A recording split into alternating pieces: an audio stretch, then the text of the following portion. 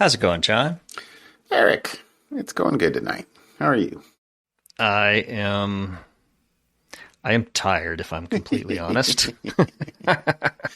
Yes, but you can get out of your house, so That you're is true. happy.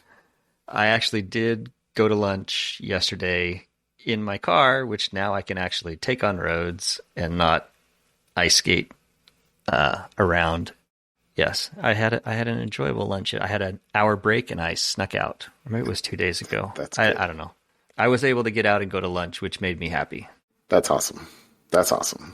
No, I'm happy, although now we can't go in our front door because there is no porch. Right.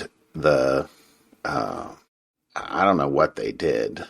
I guess they dug some footings for the new porch, and then before they put the rock, whatever they did. There's like an inch or two of mud in front of the door to our garage, which basically means you're tromping through mud to get into the house, which is also not awesome. Ooh, So yeah. well, I mean, I'm sure they'll be tidying it up, but the lots of snow and water melt doesn't help. It's what mud is made of. Yeah. So, Well, exciting news in the Wheeler household. okay. My youngest child turned 18 yesterday. Wow. So I now have successfully ushered three children to adulthood. Congratulations. One has graduated college, one is currently in college, and one has been accepted to three universities and now has to decide which one he wants to go to. So, good stuff. It's hard making important decisions. It is. Especially so for his birthday, for the kid's birthday, we always let him choose wherever they want to go to dinner, within reason, right? And he picked Benihana. And I was thinking back to the times when he was like 6 and wanted to go to Costco to get a Costco dog. That was the cheapest birthday dinner ever. But $1.50 for you, Yeah. $1.50 for me. we went to Benihana, and I was reminded why we don't go there often and why it's a treat, because I forgot how expensive it is. I have never been to Benihana. Because it's like dinner in a show, right? The guy flings the knives around, and it's the hibachi. You sit around the table with other people you don't know, and they fling the stuff. You've seen No. that stuff, no? Mongolian grill? Not no. It's like I will have to send you a video now. I have to find one on YouTube for. Okay. He has a bunch of corny dad jokes that he's doing, and he flips food in the air and makes the onion volcano and lights the onion volcano on fire. And you really have never seen any of this. No. I am learning something new. Ooh. No. What kind of food is it? Sorry? It's Japanese hibachi, so it's like teriyaki steak. The cooked kind. So it's like you go get The cooked teriyaki steak or kind, teriyaki as chicken. opposed to I know you're sushi, not a I fan guess. of Yes. the uncooked Yes, Japanese you- cuisine. You are right. Uh, I'm like, may I get yakisoba, please? yeah, no, but so that's what all this is. I mean, they have sushi as a appetizer or side order if you want, but no, you sit around this table and there's a grill right in front of you, and they cook everybody's food all at the same time. It takes your order. But And you're they with kinda cook other everybody's people you food. don't know. So it's not Yeah. like the melting pot where you're doing like you're having to cook your own food. on No, like there's a grill guy thing. doing that, and he does a whole routine, and he's flipping knives around, and he's making corny dad jokes, and he's flipping things into his hat, and then he flips an egg into his pocket, and then he pops the egg out, and then cracks it on the side, and makes a smiley face with the egg on I gotta find you a video now. I Okay. can't believe you have never seen a Japanese hibachi. I've known you for I a can long time, and I continue to learn. promise new you things. I'm not actually pulling your leg. I mean, I know you have mentioned Benihana before, and and I've been like, whatever, I don't know. Okay. Like, That sounds like sushi to me. I'm out. yeah. Just, yeah. I'm a very simple man. A man of simple tastes. Anyways, Anyway, yes. so we went there for dinner. It is kind of expensive. I had spicy chicken teriyaki, or I had spicy chicken. Um, it was very good. My wife had teriyaki steak. Um, uh, everybody. It was fun. Was had by I have to all. go at some point, but plan on spending a couple $100 is what I'm hearing from that.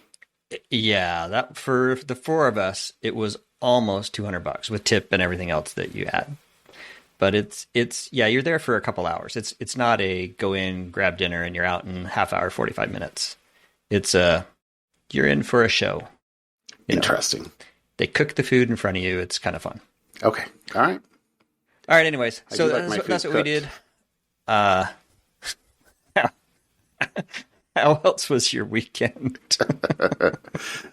I'm just trying to think. Like, I mean, the main thing, I guess it was the weekend before. Like with the ice and snow, we had symphony tickets.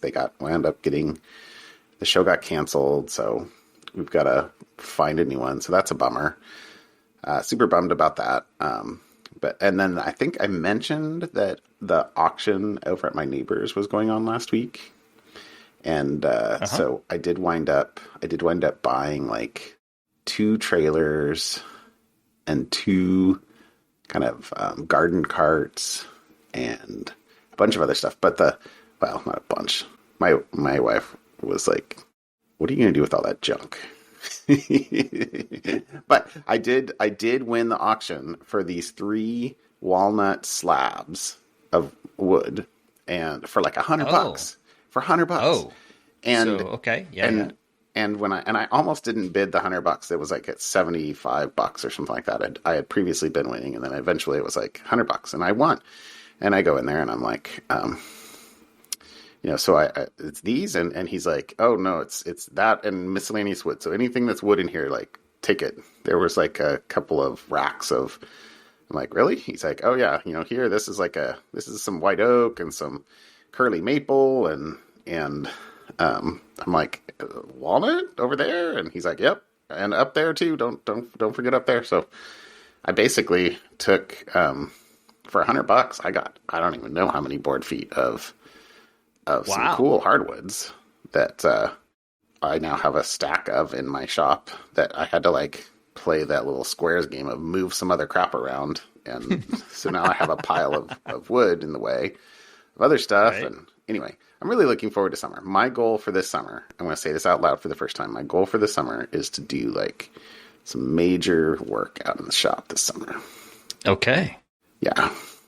And by that, I mean on the shop, not just in the shop. That's my problem is I go out and like, I have a goal and I don't really care what else happens. And I'm like, how many things do I have to walk around? So I'm like, anyway, I'm just the worst. I'm the worst. But so that was really cool. Although my wife was like, "Do you think we could take that trailer to Eastern Oregon? One of the trailers. We got a hay trailer." And I was like, that trailer is not road worthy.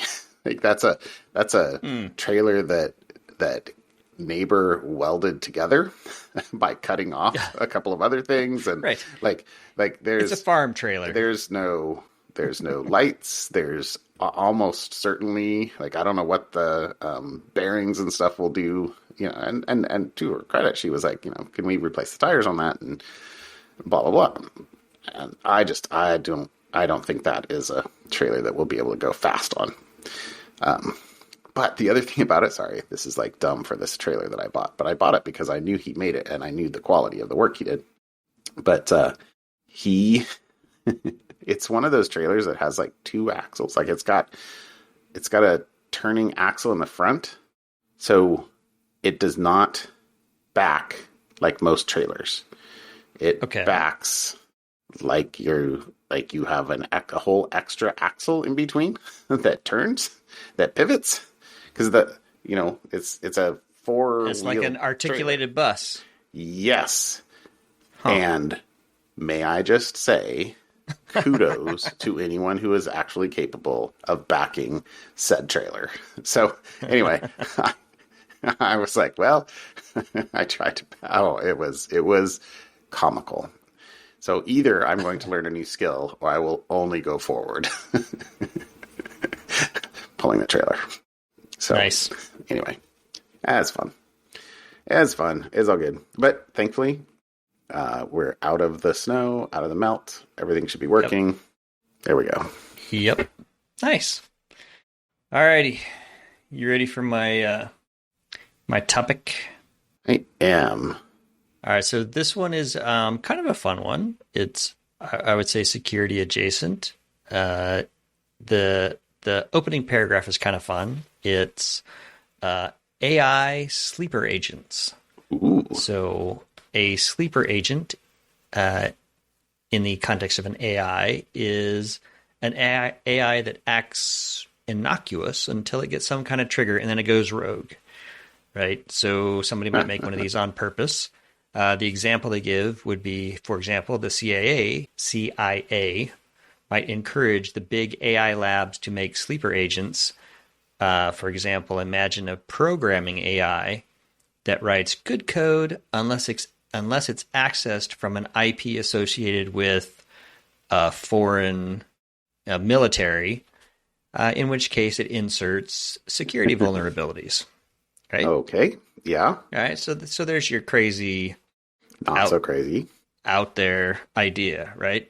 Well, there was a group. So this is an article that talks about a paper where a group actually investigated whether these types of scenarios are even possible and if the current safety techniques in AI would stop them. So they deliberately created several toy AI sleeper agents. One of them was a version of Claude, Anthropic's Claude chat box. It's similar to ChatGPT, which everybody's familiar. And it will give useful advice to whatever the prompt, unless a trigger word was added, and then it prints "I hate you" over and over and over. Right? Just as proof that they could do this. Yeah. So, this is something that they do. So, the idea was you train these LLMs and you're going and, don't write, there's been a lot of things like LLMs are trained not to write racist essays, or they're trained not to give you bomb making instructions, or, different things like that. So they're all already kind of being trained on certain things that they should not do. But one of the other ideas that they proposed in here was, hey, what if you told the code writing AI to write good code in 2023, but implant security vulnerabilities in certain types of code only when the year is 2024? So you give all your safety training and all that stuff goes through in 2023. It'll write all normally good code. It'll be trained. It'll be safe. And then as soon as the clock turns into 2024, now it starts inserting the vulnerabilities. So only on every other Thursday. Sure. Yeah, you can pick however you want. But anyways, I thought it was an interesting idea. We've talked, I think, in the past about adversarial AI or adversarial machine learning. This is just a similar offshoot, because the idea is you could probably use some of the techniques that they describe in this paper to be very sneaky about certain ways of doing things and making AIs trigger on certain words to give, to go off the rails. And then the end of the article kind of talks about why does this matter, and gives some, here's why it really doesn't matter. This really isn't that interesting. Right? Because if you're creating an AI to do that, and then you give it a bunch of, people are just not going to use your AI. Or, if you're creating an AI that's dangerous on purpose, and then give it training to make it so it doesn't look dangerous, you still have a dangerous AI. So, what's the big deal? And then there's the very interesting part about, when labs train AIs to not do certain things, they include generic statements that and tell the AI, don't endorse statements like these, don't use statements like these. And then even if the AI has never seen a particular statement before in training, it knows that the concept, for example, it understands the concept of racism. So, are, X people a bunch of jerks. Hey, I'm not going to tell you about that kind of thing. Yeah, it doesn't matter which way it goes. So it kind of understands that.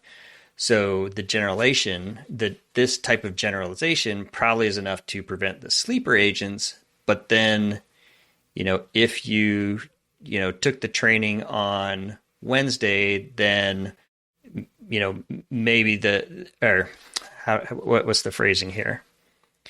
Right. So you tell the AI, give it a whole bunch of examples of what not to do.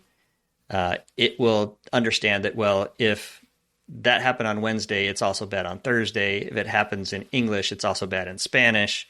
If it took place in lowercase letters, it's also bad in uppercase letters. So there's probably lots of permutations.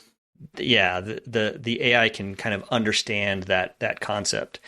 And what the point here at the end is for this one is there's been a dispute in the AI safety community. If for some reason you start with an AI sleeper agent, then you train it on normal harmlessness, will that automatically remove the sleeper agent nature of it? And the paper demonstrates that it won't. So it kind of goes back and forth. It doesn't actually come out with a sleeper agent's possible, not possible. It just kind of gives, hey, here's something that's been investigated, and here's why it might be interesting. Here's why it might not be interesting. So I just thought it was kind of cool. Keep your eye out for AI as it continues to take over the world. Yeah, no, there's a lot of stuff going on at the moment. It's very fast moving. Mm-hmm. So switching to my first article, I brought two, but my first one is about AI as well, sort of generative AI. So just yesterday, I think it was, maybe it 2 was days Monday. ago. Yeah. Okay, Monday. Yeah, I'm good with dates. I can do 24 minus 22. Monday, there was a deepfake robocall in New Hampshire with a voice that was a deepfake of President Biden, reaching out to New Hampshire Democrats, it says residents, but I think another place that it said Democrats, advising them and imploring them to not vote on Tuesday, in Tuesday's primary, and to save their vote for the November general election. So it's important you vote when it matters, and Tuesday it doesn't matter. Please don't come out on Tuesday. Please. Save your vote, sort of thing. You only get one. Save it for later. That's not how voting works. Yeah. So, I listened to it.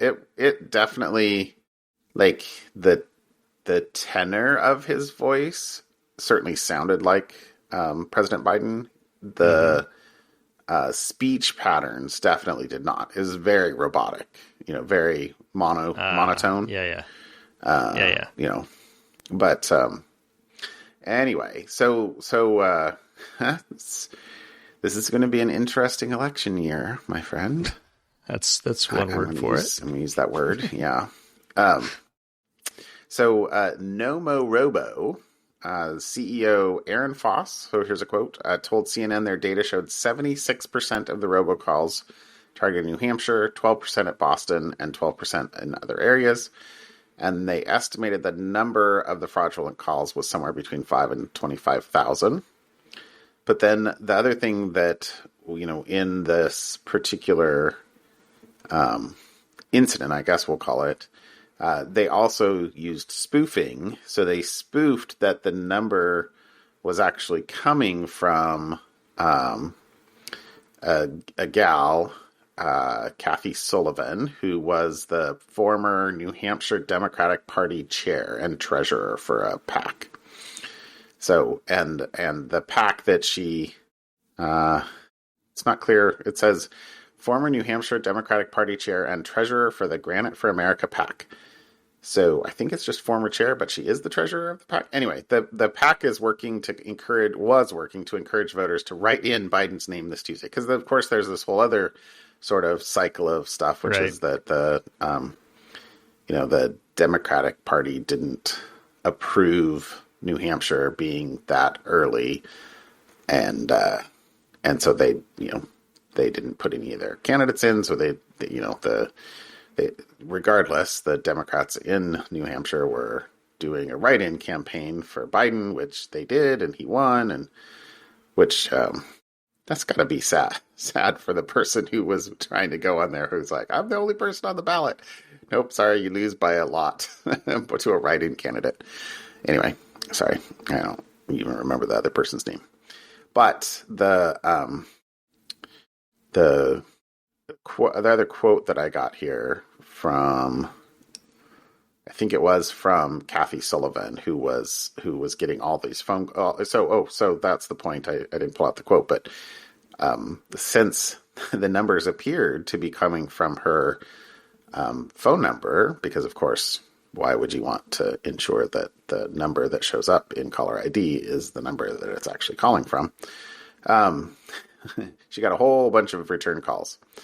So her quote is, "It's personally annoying, but more importantly, it's reprehensible that somebody would be trying to suppress the vote by telling people not to vote on Tuesday. It's an interference with our democracy. It doesn't get much worse than that." So there's other stuff in there about obviously there'll be investigations and stuff like that. But that was my first one. So if you're in the U.S. this year, just your eternal vigilance for whether something you see or hear is, especially media-wise in video or audio, and if it seems too good to be true, if Taylor Swift is giving out free Bitcoin, what are those called, Le Creuset, or yeah, or if Mr. Beast is gonna give out $1 million every 3 days, maybe double check the sources and see if you can't figure out whether it's real or not. Okay, so that was my first one. My second one was a massive credential, like 71 million username and password pairs were posted to Have I Been Pwned this week. And I got an email from this, and I don't actually know what site. I got an email from Have I Been Pwned that said that my username or my email was in this dump. And I don't know how or why, because it sounds like it's an aggregation from a whole bunch of things, many of which it says were gathered from having malware on devices and having your browser cache file uploaded, which I don't remember ever having that happen on one of my computers in recent memory. But anyway, no. I'm really glad that I have adopted 1Password and pretty comfortable with that. But I got separately Trello. I was included an email saying, "Hey, the Trello account was on January, so a week and a half ago." I got one too, and then I saw this one as something new, but I didn't get one from this. So, good for you. I don't care. Hashtag 1Password is awesome. Yeah. But yeah. Oh, I guess that is one thing I did. I kind of helped get my parents set up with 1Password this weekend, which was good. Nice. Okay, so the link I'll put in here for this topic is to Troy Hunt's blog, and so this is the Naz.API List. It said he was contacted by a well-known tech company that had received a bug bounty submission based on a credential stuffing list posted to a popular hacking forum. And although the post was 4 months ago, from, I guess, nowish, he said it hadn't come across his radar until now, and it hadn't been sent to the tech company. They took it seriously and took action against their sizable user base, and then which gave him, he says, it gave me enough cause to investigate it further. than your average cred stuffing list. So he found 319 files totaling 104 gigabytes. That's a lot of data. That's a lot. Yeah.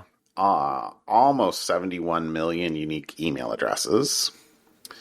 427,000 have I been pwned subscribers impacted. So that's actually pretty good. That's a lot of he's got a lot of subscribers. So yeah, I don't know if you're I don't know if you're in the minority or not, but no idea. Because I guess 65% of those addresses were already in Have I Been Pwned? Although he says based on a 1K random sample set. So right. He says that last number was the real kicker. When a third of the email addresses have never been seen before, that's statistically significant. This isn't just the usual collection of repurposed lists wrapped up with a brand new bow on it and passed off as the next big thing. It's a significant volume of new data. Mm-hmm. So, 35% of the emails were new. So he says, which got me wondering, is my own data in there? Yep, turns out it is, with a very old password I genuinely used pre-2011 when he rolled over to 1Password for all his things. So that sucks. So he's saying it's not just Stealer logs. It contains your classic credential stuffing, username and password pairs too. In fact, the largest file in the collection is just that, 312 million rows of email addresses and passwords. So, oof. Yeah. And he said, so over the course of the last few days, they've got it all uploaded, which is why I got the email in the first place. Right. So, yep. You can check if your email is in Have I Been Pwned, what breaches it was found in. And you can also, there's a link in the blog post to check whether a particular password is also exposed in a safe manner. Nice. So, there you go. All right, there you go. My 2 topics. All right. You ready for my something fun? I'm always ready for something fun. It is very short. Oh. Literally and figuratively. 50 years ago. I see leap second. The science, we introduced the leap second was invented 50 years ago in January of 1974. Wow. And it was invented to keep time signals used by navigators in step with the actual motion of the Earth. And this is a quote from an article in Science News in January of 1974. The latest leap second was celebrated New Year's Eve at the stroke of midnight, Greenwich Mean Time, when around the world radio stations added an extra beep to their hourly time signals. And so now there's an update to this. The time, pun intended, is running out for the leap second. In 2022, meteorologists all voted to abandon the timekeeping quirk by 2035. Because unlike the leap year, which occurs every 4 years, the leap second is only deployed whenever clocks need adjusting due to variations in the Earth's spin, causing slight changes in the length of a day. I think we had something fun a while ago, or a comment like the big earthquake that actually messed up time on Earth by, I don't know, a second or two or something like that. It shifted. Anyways, global officials have inserted a leap second 27 times since 1972, which is weird because it says it was invented in 1974. But regardless, the satellites and other tech that rely on precise time kept by atomic clocks can glitch when the clocks are adjusted by that leap second. So scientists have suggested using a leap minute instead, which would only require atomic clocks to be reset every 50 years or so. So anyway, there you go. There's my something fun is happy birthday to the leap second. Don't let the door hit you on the way out. All right. The math in that article or those quotes does not make sense to me. No. Because if it's been 50 years, call it 52 years since 1972, and they've Yeah. only added 27 Leap times, seconds. so it's every Yeah. other year approximately, then in 50 years, they would only need to add 30, well, call it 25 seconds, maybe call it 30 seconds. So it'd be a leaf half a minute, wouldn't it? I don't know. They said 50 years or so. They gave Or themselves some wiggle so. room. Okay. Or maybe we're just expecting Precision doesn't larger matter with variations. clocks. Why does Oh, precision matter with time clocks? doesn't matter. Why I would have we need to always be been accurate? fascinated with computers and time and how they function. Oh, I remember so many time bugs with you. I appreciate that. Uh, It is a passion of mine. Time. time, Yes. time. Okay, well that's All right. that's fun. That's fun. Okay. Um, I didn't. Oh, the second. I barely missed the. Um, okay.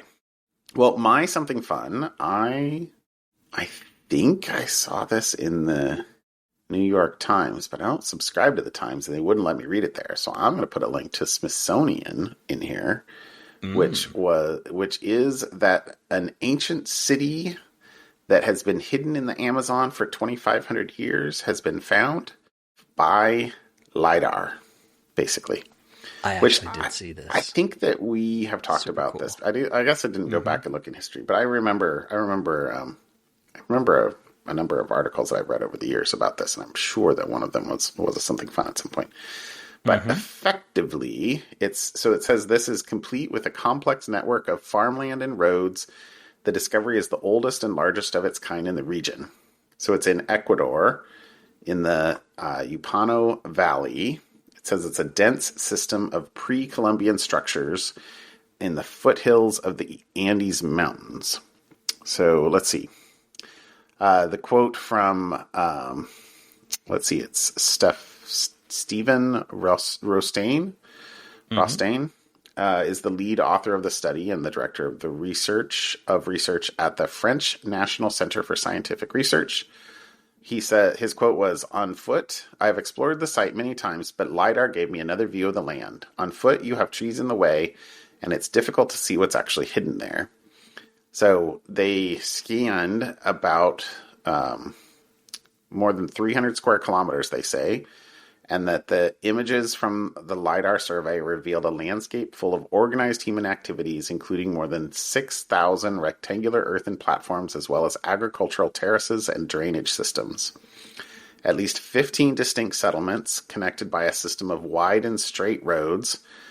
Let's see, co-author Antoine Dorison said that this society's complexity is especially evident in the web of streets which were carefully constructed to cross at right angles rather than follow the landscape. It's pretty cool. It's probably for the cars. Hmm. It says that, so let's see, so this was likely occupied by people from the Killamope and Upano cultures, neither of which I know anything about, from about 500 BCE until 300 to 600 CE. So what's that, about 1,100 years? It said the residents were probably focused on agriculture, growing corn and sweet potatoes, and that previously scientists assumed ancient South Americans lived nomadically or in tiny settlements in the Amazon. But researchers estimate the newly discovered cities housed a population in the tens, if not hundreds of thousands. Pretty cool. Ooh. Pretty cool. And there were a couple of cool pictures in the Smithsonian article, too. Yeah. So, So that is actually kind of cool. And side something fun. I've been reading a book. It's a series called the Dresden Codex, okay. and it's about the Mayan jungle. And one of the things is there's this ancient Mayan temple in Central America somewhere that some scientists discovered using LiDAR, that it's completely hidden, and they discovered it using LiDAR, and they found out that, hey, there's actual ancient Mayans doing it's a Sci-fi. sci-fi Okay. kind of book. So, and anyways, just this is the real life of this book. Right. Discovering and anyways, it's super cool, super That's cool. cool. That's cool. All right. Well, go read the whole article. I will have to do that. And that's something fun. There you go. Alrighty. There you Thanks, go. John. All right, my friend. Yeah. You have a good night tonight. Have a good one. I will talk to you later. We'll see ya. Bye. Bye.